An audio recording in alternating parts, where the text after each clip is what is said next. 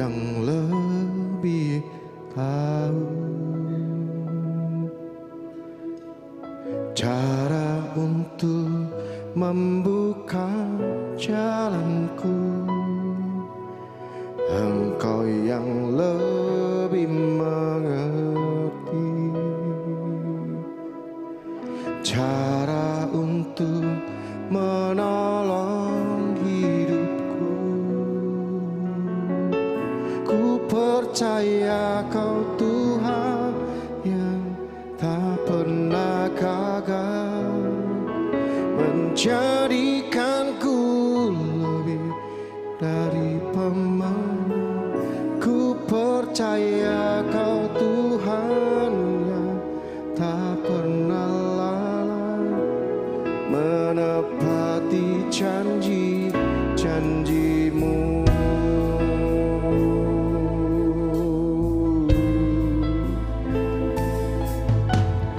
Engkau yang lebih tahu cara untuk membuka jalanku. Engkau yang lebih mengerti cara untuk menolong hidupku. Sekali lagi sama-sama, Engkau yang lebih tahu Tuhan. Engkau yang lebih tahu cara untuk membuka jalanku. Engkau yang lebih mengerti cara untuk menolong hidupku. Ku percaya Kau Tuhan yang tak pernah gagal menjadikanku lebih dari pemenang. Ku percaya Kau Tuhan yang tak pernah lalai menepati janji-janjimu.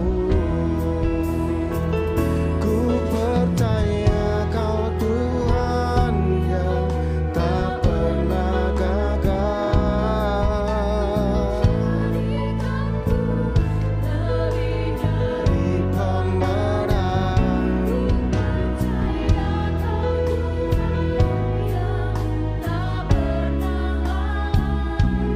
Menepati janji-janjimu. Mari sama-sama dengan segenap kita nyanyikan pujian ini. Engkau yang lebih tahu cara untuk membuka jalanku. Engkau yang lebih mengerti cara untuk menolong hidupku.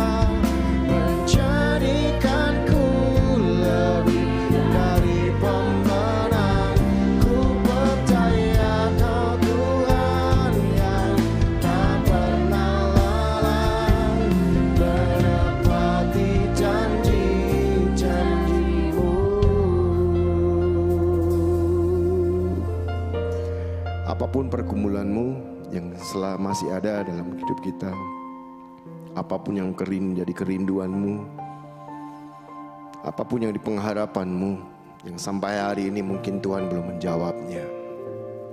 Satu hal kita percaya, bahwa Tuhan tidak pernah mengingkari setiap janji-janjinya dalam kehidupan kita, amin. Tuhan selalu ada menyertai setiap langkah hidup kita, di dalam aspek hidup kita.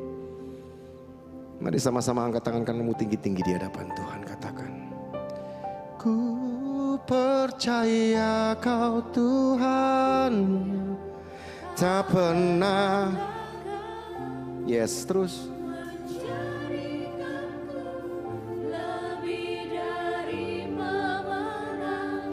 Ku percaya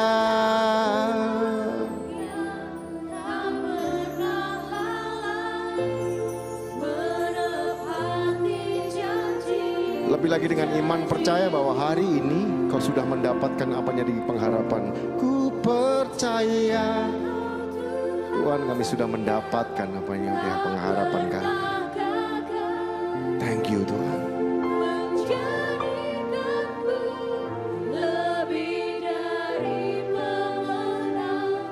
Ku percaya Kau Tuhan,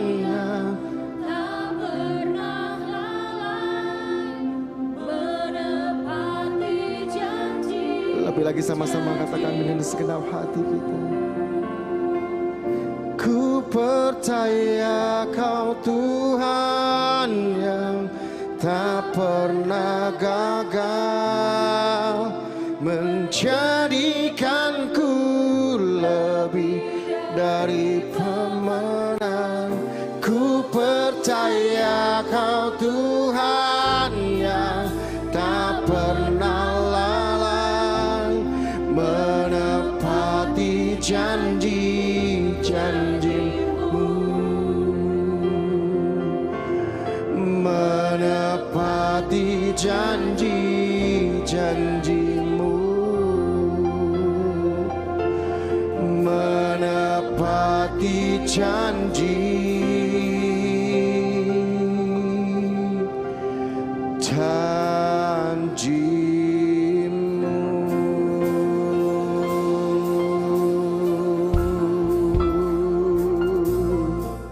Mari sama-sama kita akan masuk dalam doa. Bapa, terima kasih untuk kesempatan hari ini kami bisa bersekutu mencari wajah Tuhan. Kami mau mendengar firman Tuhan, silakan Tuhan bicara, sampaikan isi hatimu. Kami rindu dibentuk, diproses sesuai dengan firman Tuhan supaya kami jadi orang yang lebih kuat, lebih tangguh di dalam Tuhan. Terima kasih Bapak, silakan Tuhan bicara. Dalam nama Tuhan Yesus Kristus, haleluya, amin. Ya, selamat malam sidang jemaat yang dikasihi Tuhan. Hari ini kita akan belajar firman Tuhan. Saya berikan judul, ujian terakhir dari Tuhan. Bilangan 13 ayat 25 sampai yang ke-33 nanti bisa dibaca di rumah. Tapi hari ini kita akan belajar dari 31 sampai 33. Tetapi orang-orang yang pergi ke sana bersama-sama dengan dia berkata, kita tidak dapat maju menyerang bangsa itu karena mereka lebih kuat daripada kita. Kita juga menyampaikan kepada orang Israel kabar busuk tentang negeri yang diintai mereka. Dengan berkata, negeri yang telah kami lalui untuk diintai adalah suatu negeri yang memakan penduduknya. Dan semua orang yang kami lihat di sana adalah orang-orang yang tinggi-tinggi perawakannya. Juga kami lihat di sana orang-orang raksasa, orang enak yang berasal dari orang-orang raksasa. Dan kami lihat diri kami seperti belalang. Dan demikianlah juga mereka terhadap kami. Nah, Bapak Ibu yang dikasihi Tuhan, bangsa Israel ini sudah mendekati saat-saat terakhir dari perjalanan mereka yang sudah sangat jauh, sangat lama, 40 tahun. Mereka keliling di padang gurun. Inilah saatnya mereka mengintai untuk masuk ke tanah perjanjian. Selama 40 hari mereka mengintai. Dan ketika mereka kembali, mereka menyampaikan sebuah kabar yang berbeda. 10 orang mengatakan betul tanah itu subur dan makmur seperti yang diperintahkan firman Tuhan. Tetapi di sana itu ada orang-orang yang raksasa. Sepertinya mereka memakan penduduknya, ya, bangsa yang kuat. Mereka tidak bisa kita lawan. Bahkan mereka menambah-nambahi dengan mengatakan bahwa orang-orang di negeri itu memakan habis penduduknya. Nah, para pengintai itu mengatakan bahwa mereka seperti belalang di hadapan orang-orang Kanaan. Disinilah titik terakhir iman percaya mereka diuji oleh Tuhan. Sebelum mereka menikmati setiap berkat Tuhan, kelimpahan yang Tuhan sediakan buat orang-orang Israel, mereka diuji. Ini pintu terakhir, ujian terakhir sebelum masuk tanah perjanjian. Tetapi rupanya terjadi benturan antara iman mereka terhadap janji Tuhan dan realita kehidupan yang mereka harus hadapi. Di satu sisi mereka percaya bahwa mereka percaya janji Tuhan, mereka pegang janji Tuhan. Tapi di sisi yang lain mereka menghadapi sebuah kenyataan bahwa musuh yang harus mereka hadapi begitu kuat dan rasanya tidak mungkin bisa mereka kalahkan. Nah, Bapak Ibu yang dikasih Tuhan, di dalam kehidupan kita sehari-hari pun itu sama seperti itu. Di satu sisi kita ini percaya kepada janji Tuhan. Tapi di sisi yang lain kita menghadapi sebuah fakta, sebuah kenyataan bahwa kok keadaannya seperti ini. Di satu sisi kita percaya Tuhan memulihkan, Tuhan memberkati, Tuhan menyembuhkan. Tapi di sisi yang lain kita melihat bahwa persoalan, masalah, ujian yang harus kita hadapi begitu sangat berat. Nah, sekarang yang menjadi pertanyaannya, apa yang harus kita lakukan saat iman kita itu diuji oleh Tuhan? Yang pertama, saudara, Tuhan beri kita ujian bukan untuk menghancurkan kita, tetapi supaya iman kita ini lebih kuat, iman kita ini lebih bertumbuh. Ya, kita harus ingat pemahaman ini. Kita harus ngerti ini dulu. Satu hal yang harus kita pahami bahwa Tuhan itu Maha Kuasa. Tuhan itu Maha Baik, Tuhan itu Maha Hadir. Tuhan izinkan masalah ujian datang seberat apapun itu bukan untuk menghancurkan. Bukan untuk bisa melemahkan kita. Tapi Tuhan mau supaya lewat ujian ini kita bisa naik next level. Level yang lebih tinggi. Iman kita bisa semakin kuat. Iman kita bisa semakin bertumbuh. Itu maksud Tuhan. Ya, apa semua orang pasti mengalami ujian? Ya, pasti. Setiap orang pasti akan mengalami ujian. Memang ujiannya berbeda-beda. Tapi jangan pernah lihat masalah sebagai musuh. Lihatlah masalah itu sebagai alat Allah untuk membuktikan kemurnian iman kita. Itu yang dikatakan oleh Ayub pasal 23 ayat yang ke-10. Karena ia tahu jalan hidupku, seandainya ia menguji aku akan timbul seperti emas. Jangan jadi manusia yang rapuh.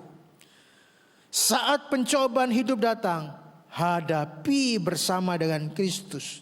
Buktikan bahwa iman kita ini murni, iman kita ini teruji. Ingat baik-baik, setan itu mencobai manusia untuk menjatuhkan. Setan mencobai manusia untuk menjatuhkan. Allah menguji manusia untuk membuktikan kemurnian iman kita. Supaya kita jadi orang yang lebih kuat, lebih tangguh, lebih kokoh. Dan iman kita bisa teruji. Saat orang-orang Israel melihat orang-orang raksasa yang tinggal di Kanaan.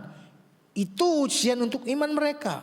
10 orang ketakutan. 10 orang menularkan ketakutan kepada semua orang-orang Israel. Sehingga semua orang Israel takut. Tapi 2 orang Yosua dan Kaleb berkata, jangan takut, kita maju. Kita punya Tuhan yang hebat. Kaleb dan Yosua terus meyakinkan orang-orang Israel untuk bisa masuk ke tanah Kanaan bersama-sama dengan Tuhan.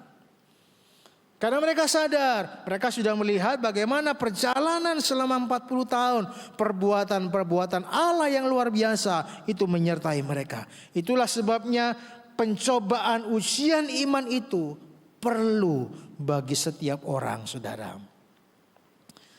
Apakah pada saat Anda menghadapi ujian, Anda semakin mendekat kepada Tuhan, semakin mengasihi Tuhan, atau Anda semakin menjauh dan mulai menyalahkan Tuhan. Bapak Ibu coba perhatikan, tangan mana yang lebih kuat? Tangan kiri atau tangan kanan? Pasti tangan kanan, kecuali yang kidal. Orang normal yang kuat itu tangan kanan daripada tangan kiri. Mengapa? Apakah besarnya beda tangan kanan sama tangan kiri? Sama. Apakah jumlah ototnya beda kiri dan kanan? Sama. Tapi mengapa tangan kanan lebih kuat daripada tangan kiri? Karena tangan kanan sering kali digunakan untuk mengangkat hal-hal yang lebih berat. Ada sesuatu yang berat pakai tangan kanan. Sesuatu yang perlu kekuatan pakai tangan kanan. Sepertinya tangan kanan ini sering kali dilatih. Menghadapi sesuatu yang lebih berat, tangan kanan, tangan kanan. Aktivitas yang lebih menonjol, tangan kanan. Karena sering dilatih, sering kali digunakan, sering kali mengangkat beban, sering kali memakai sesuatu yang berat menggunakan tangan kanan. Tangan kanan bukan semakin lemah, tangan kanan justru semakin lebih kuat. Ada ayat yang bagus, Mazmur 93 ayat 13 dikatakan, orang benar akan bertunas seperti pohon korma. Orang benar akan bertunas seperti pohon korma. Kitab Mazmur ini mengatakan bahwa orang benar itu bertunas seperti pohon korma. Apa artinya? Pohon korma ini dikenal sebagai pohon yang tahan banting. Ada di tempat yang tandus, kering. Ya, tapi dia bisa hidup dengan subur di tanah yang kering. Ya. Apa yang dikatakan oleh Alkitab? Orang benar bertunas seperti pohon korma.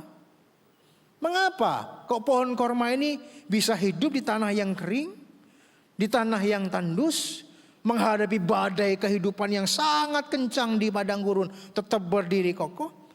Karena akarnya sangat-sangat dalam. Itu kuncinya. Jadi ketika pohon benih korma itu ditanam, pertama kali benih korma itu ditanam, dia dimasukkan ke dalam tanah, ditutup oleh tanah, kemudian di atas tanah itu dikasih batu yang cukup besar. Mengapa dikasih batu? Supaya pertumbuhan dari pohon korma ini bukan ke atas, tapi ke bawah. Jadi ditanam supaya akar yang bertumbuh itu terus ke bawah, terus semakin karat, semakin kuat, semakin dalam, semakin kuat.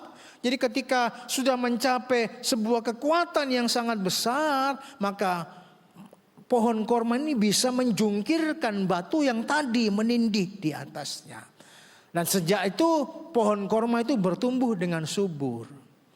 Ada badai, ya, badai gurun yang besar, angin ribut atau apapun, pohon ini tetap kokoh. Mengapa? Karena akarnya begitu sangat kuat, sangat dalam. Justru ada tekanan batu ketika dia bertumbuh, itu membuat dia semakin kuat, semakin dalam akarnya. Ini prinsip ditekan dari atas oleh batu supaya bisa mengakar kuat ke bawah. Nah, hari ini kita bisa mengerti kenapa Tuhan izinkan kita hadapi masalah kehidupan, tekanan kehidupan, persoalan yang berat dalam hidup ini. Ingat baik-baik, bukan untuk melemahkan kita, tetapi Tuhan sedang melatih kita supaya kita punya iman yang kuat dan berakar. Tuhan mau kita semakin kuat berakar. Setelah kita kuat, kita bisa menghancurkan semua batu masalah yang menekan kita. Kita keluar sebagai seorang pemenang. Itu maksud Tuhan.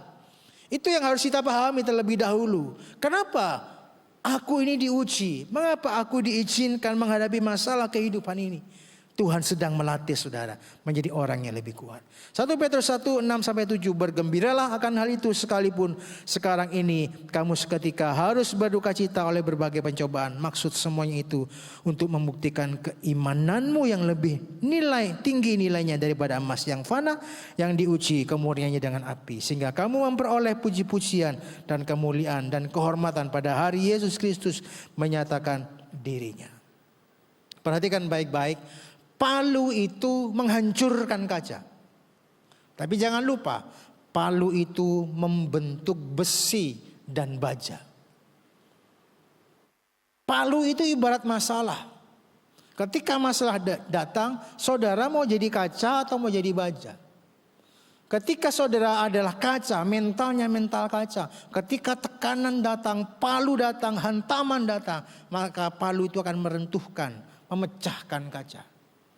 Orang akan menjadi marah, orang akan menjadi putus asa, orang akan jadi berontak.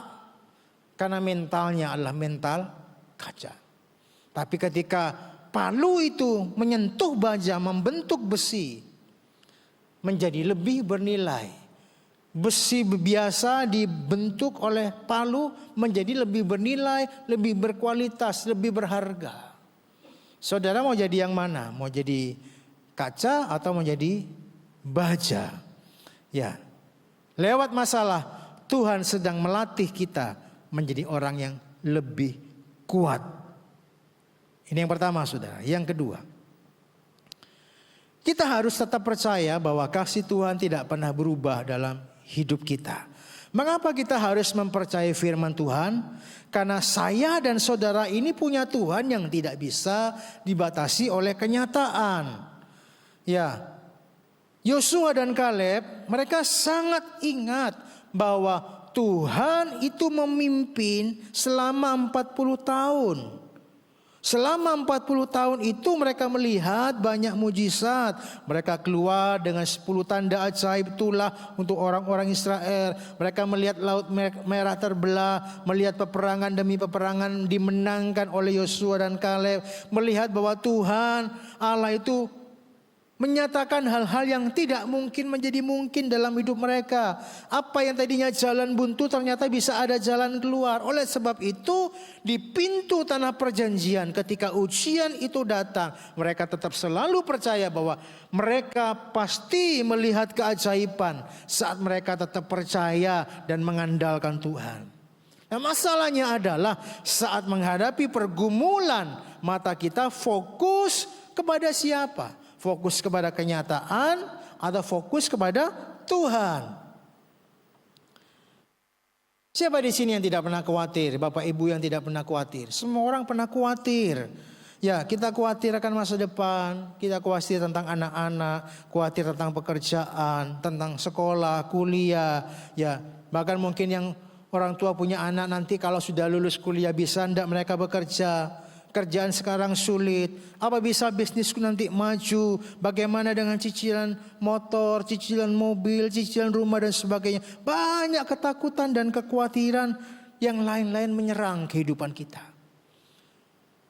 Sekarang coba seandainya tiba-tiba ada berkat Tuhan 50 miliar Tuhan kasih buat saudara. Kira-kira kekhawatiran tadi hilang atau tidak, saudara? Pasti hilang, saudara. Mengapa? Karena kita fokusnya kepada harta, materi. Ketakutan, kekhawatiran itu sering merampas sukacita kita. Hidup kita hilang, sukacita kita hilang, damai sejahtera hilang. Karena apa? Kekhawatiran yang menyerang kita. Tapi hari ini firman Tuhan berkata, ya, Kristen itu sebetulnya sebuah kepastian. Kekristenan itu sebuah kepastian bagi kita yang sungguh-sungguh percaya dan menaruh pengharapan hanya kepada Tuhan. Kita tidak perlu khawatir. Karena apa? Karena Bapa selalu menyediakan. Bapa selalu ada. Allah memberikan hidup yang penuh dengan kepastian. Janji Allah untuk saudara dan saya itu adalah janji iya dan amin. Jadi apapun yang harus engkau hadapi, percayalah kita punya janji Allah yang iya dan amin. Baca Alkitab. Di Alkitab itu ada 50 lebih ayat firman Tuhan yang berkata jangan takut. Setiap kali Tuhan mengutus hambanya, dia selalu berkata jangan takut. Mengapa? Tuhan seringkali menekankan hal ini berulang kali. Karena ketakutan itu menjadi musuh terbesar dalam diri kita. Dan itu bisa menggagalkan rencana Allah dalam hidup kita. Apa tidak boleh takut? Boleh. Apa tidak boleh khawatir? Boleh. Takut, khawatir itu wajar. Tapi hidup yang dikuasai dengan ketakutan dan kekhawatiran itu yang tidak boleh. Nah, kita punya dasar, punya firman Tuhan yang sudah berjanji bahwa Yesus itu akan menyertai kita sampai akhir zaman. Apapun yang harus kita hadapi, ada Tuhan yang menyertai kita. Sampai dia berkata kepada murid-muridnya, jangan khawatir akan hidupmu. Apa yang kau makan, apa yang kau pakai, burung-burung di udara, rumput di ladang, semuanya Tuhan hiasi. Artinya apa? Artinya Tuhan itu Allah yang bertanggung jawab. Kepada burung yang tidak meminta, kepada rumput yang di ladang, Tuhan bertanggung jawab menghiasi mereka, memberi makan mereka. Apalagi saudara dan saya, orang yang dicintai Tuhan. Percaya bahwa apa yang menjadi kebutuhan dan keperluan saudara, Allah itu mengerti. Allah itu tahu. Dan dia pasti menyediakan buat kita. Ada sebuah kalimat yang cukup menarik tertulis di Alkitab. Artinya adalah kalimatnya Ebenezer. Kata Ebenezer ini punya pengertian begini. Sampai di sini Tuhan menolong kita. Nah, kata ini muncul setelah Samuel melihat campur tangan Allah kepada bangsa Israel. Dan sejak kemenangan itu Filistin tidak lagi berani mengganggu orang-orang Israel. Sebab tangan Tuhan yang perkasa melawan bangsa Filistin seumur hidup Samuel. Nah, sejak hari itulah ketika Samuel mengatakan Ebenezer, Samuel percaya campur tangan Tuhan itu terus berlangsung selama bangsa Israel masih hidup benar. Pertolongan Tuhan itu akan terus mereka alami dalam hidup mereka. Sampai di sini Tuhan menolong kita. Itu mengingatkan kepada kita. Kalau sampai hari ini kita ada. Kalau sampai hari ini kita masih bisa makan nyaman. Bisa menikmati berkat-berkat Tuhan. Sampai di sini Tuhan sudah tolong kita. Jangan takut akan masa depan. Jangan khawatir akan masa depan. Kita harus yakin jika Tuhan sanggup pelihara kita sampai hari ini. Jangan khawatir. Di depan pun juga Tuhan akan tanggung jawab memelihara hidup kita.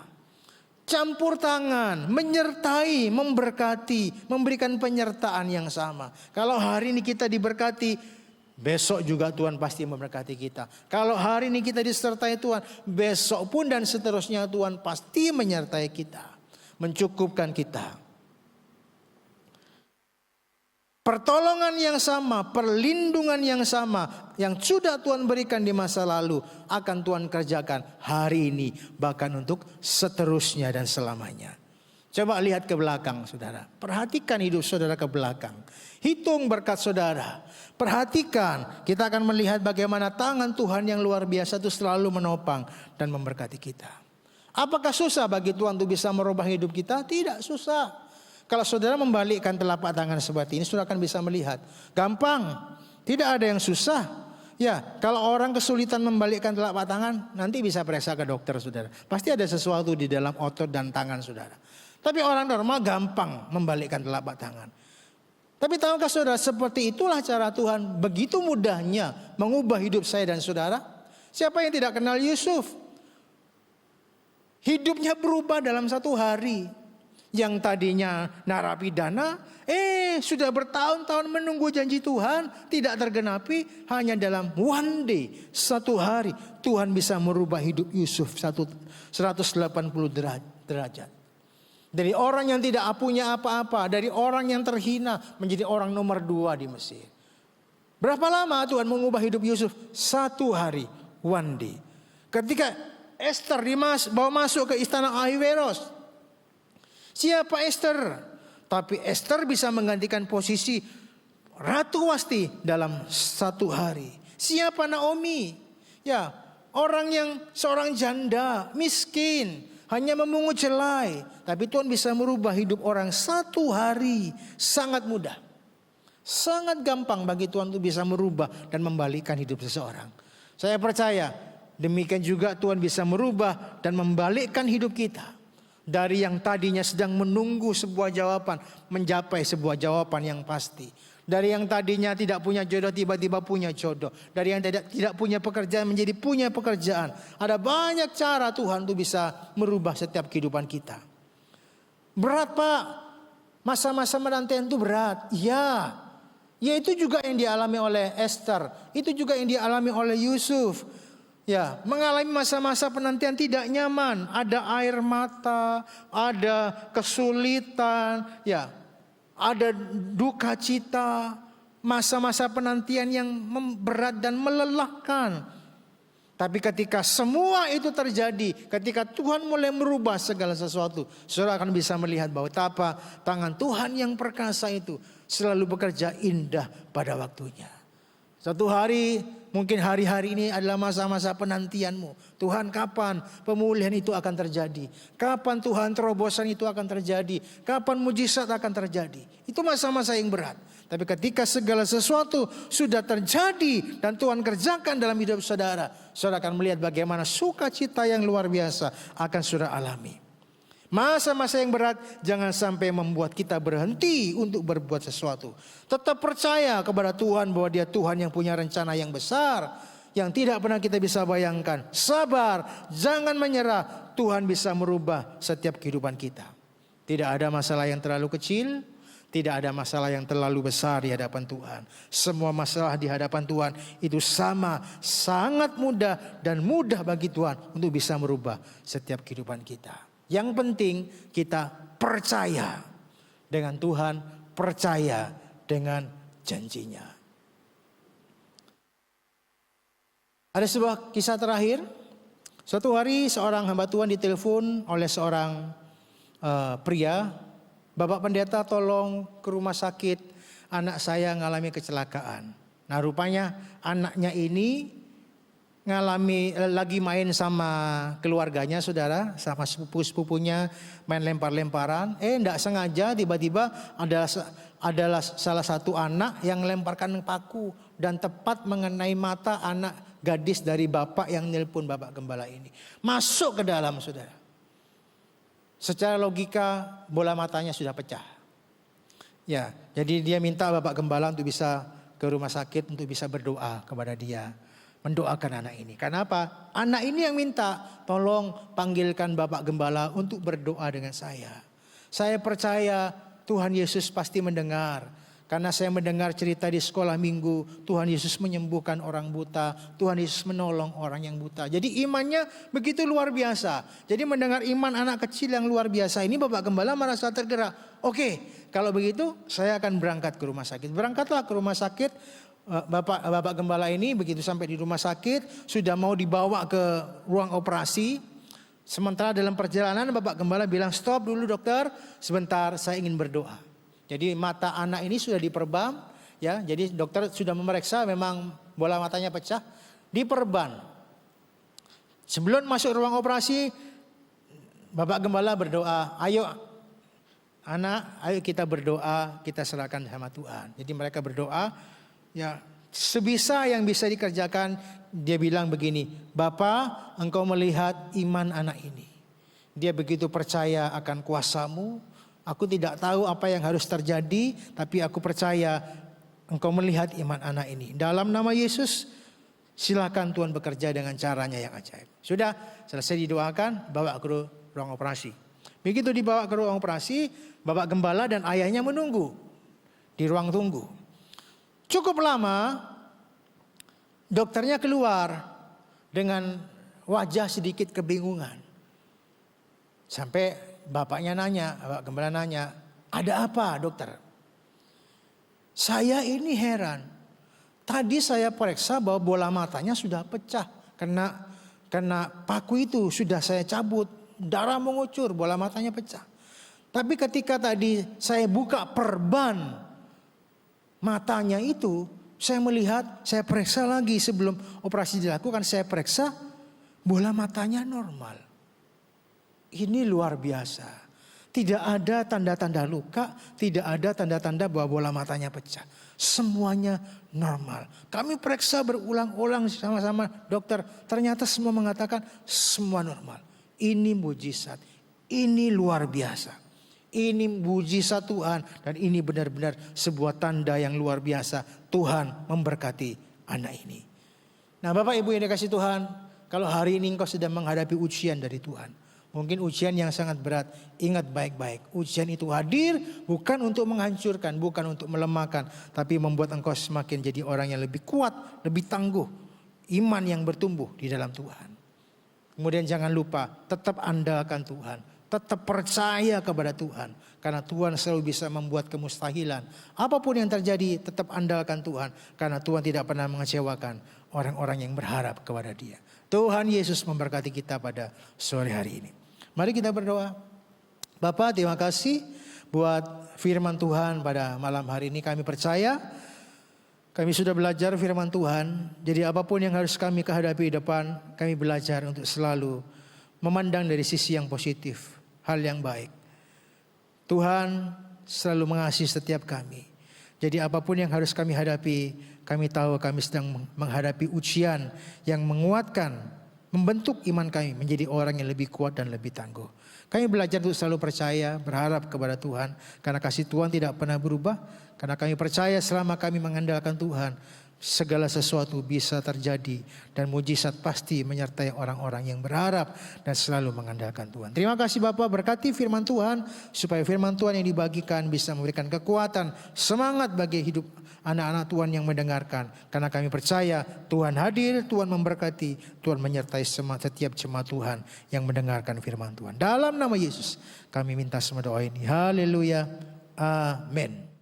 Ku percaya Kau Tuhan yang tak pernah gagal, menjadikanku lebih dari pemenang. Ku percaya Kau Tuhan yang tak pernah lalai, menepati janji-janji-Mu.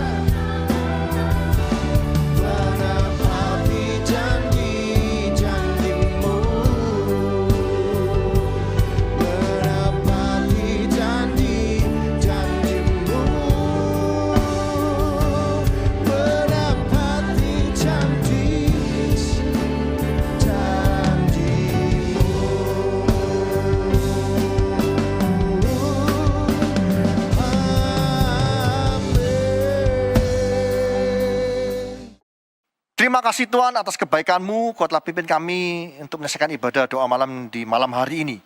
Kami percaya Tuhan di tengah-tengah pergumulan kami tetap setia kepada Engkau Tuhan untuk terus Tuhan memanjatkan doa kami. Kami tidak mampu Tuhan, tapi Engkau yang memampukan kami Tuhan. Karena kami percaya Tuhan, jika kami Tuhan sungguh-sungguh di dalam Engkau, mencari Engkau Tuhan, setiap saat, setiap waktu Tuhan, setia Tuhan mencari Engkau, kami percaya ada jalan keluar dalam setiap permasalahan kami. Kuatkan kami senantiasa Tuhan, melalui firman-Mu, kami percaya Tuhan, Kau akan terus bekerja melalui firman dalam hidup kami. Roh Kudus, Kau ingatkan kami terus apa yang kami lakukan, supaya kami terus menjadi orang-orang yang tangguh di dalam Engkau. Terima kasih Tuhan. Urapi hamba-Mu yang telah menyampaikan firman-Mu, Kau berkati hamba-Mu senantiasa dalam keluarganya, dalam setiap pelayanannya, dan setiap apa yang dilakukan hamba-Mu berhasil untuk kemuliaan nama-Mu saja Yesus. Kau juga terus memberkati Tuhan setiap jemaat-Mu dimanapun mereka berada. Kau berkati mereka senantiasa dalam kehidupan keluarga, pekerjaan, bisnis, pendidikan, pelayanan. Kau buat hamba-hamba-Mu Tuhan, anak-anak-Mu di gereja ini berhasil untuk kemuliaan nama-Mu saja. Terima kasih Tuhan. Kami terus juga berdoa Tuhan bagi pemerintah negara ini, Bapak Presiden bersama seluruh staf jajarannya. Kau berikan kekuatan yang baru senantiasa. Kau berikan hikmat-Mu untuk dapat menyelesaikan permasalahan-permasalahan yang ada di negara ini. Terima kasih Tuhan. Maksud kekasih, kita mengangkat kedua tangan kita untuk menerima berkat dari Allah Bapa. Kidarabata sikapatarabayarara, kidarama sikapatarabayarara, kidarama sikapara. Tuhan, layakkan hamba-Mu untuk menerima berkat bagi jemaat-Mu dimanapun mereka berada. Saudara kasih, terimalah berkat dari Allah Bapa di dalam anaknya Tunggal Yesus Kristus dan persekutuan Roh Kudus. Mulai saat ini sampai selama-lamanya. Kau tidak menjadi ekor tapi kepala. Kau tidak turun tapi naik. Laksanakan firman Tuhan dengan sungguh-sungguh. Siapapun yang percaya atas perkataan ini, mari kita bersama-sama berkata, amin.